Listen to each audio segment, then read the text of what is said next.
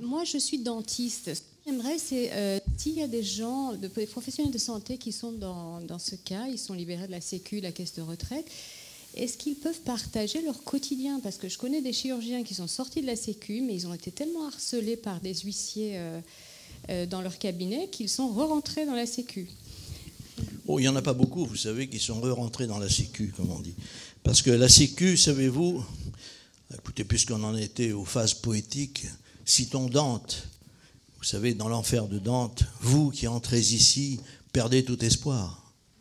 Non, on ne revient pas à la Sécu. Ce sont des gens qui ne sont pas partis en réalité.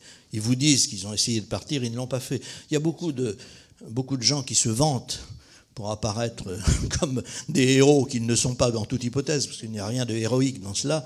Non, simplement, vous faites allusion à ce qui est le phénomène des poursuites, des huissiers, etc. Bon. Alors il faut maintenant ramener tout cela à ses justes proportions. D'abord, qu'est-ce que c'est qu'un huissier? Un huissier, c'est un facteur. Il vous envoie un pli, un document. Si le document est de nature à pouvoir être contesté, et il l'est, on le conteste, et c'est tout. Le mot huissier n'est pas, en quelque sorte, le sésame qui permet toutes les exactions. L'huissier, c'est quelqu'un qui vous délivre de façon officielle un document. Donc, le MLPS a mis au point toute une série d'actes de défense qui sont parfaitement légaux et qui consistent tout simplement, dans un premier temps, à contester, évidemment, toute décision qui vous est communiquée par une caisse, par voie d'huissier ou par voie de lettre recommandée. Ensuite, nous poursuivons ces actions en contestant toute contrainte ou toute mise en demeure. Et quand on arrive au tribunal, si on y arrive, eh bien, là encore, nous contestons la qualité à agir de l'organisme en question. Donc vous voyez, il y a toute une série de défenses qui sont possibles. Normalement, ça ne devrait pas avoir lieu. Normalement, nous devrions être dans un cas très simple où chacun fait usage de ce que la loi lui permet. Mais étant donné qu'en face, on n'applique pas la loi, alors nous avons dû mettre au point une stratégie de défense. Cette stratégie de défense passe par les actes que je viens de vous indiquer et par conséquent, contrairement à ce que vous disiez, je ne connais pas, je le dis très honnêtement, de personnes qui soient revenues dans le système. Au contraire, celles qui en sont sorties ont, pour la plupart, sauvé leur entreprise ou leur cabinet, parce qu'ils en étaient au point, et ça je peux vous dire que tous les jours, je reçois des témoignages bouleversants, pas forcément de chirurgiens dentistes ou de médecins, mais d'artisans, de commerçants, de professions indépendantes, qui sont au bord du suicide. Et nous les sauvons. Nous sauvons tous les jours 30 ou 40 entreprises. Alors ce qui m'étonne un peu, voyez-vous, dans cette situation étrange, c'est qu'on voit partout parader des ministres que tout le monde applaudit, que tout le monde loue, et qui nous expliquent qu'il faut sauver les entreprises.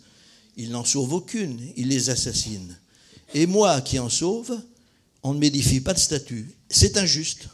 C'est totalement injuste.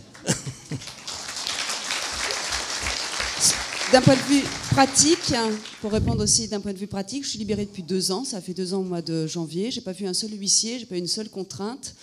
On a des confrères qui, effectivement, ont des huissiers, ont des contraintes, qui vont aux TAS. Il n'y a aucun souci. Même les TAS sont tous reportés. Là. Il n'y en a plus un qui veut prendre une décision.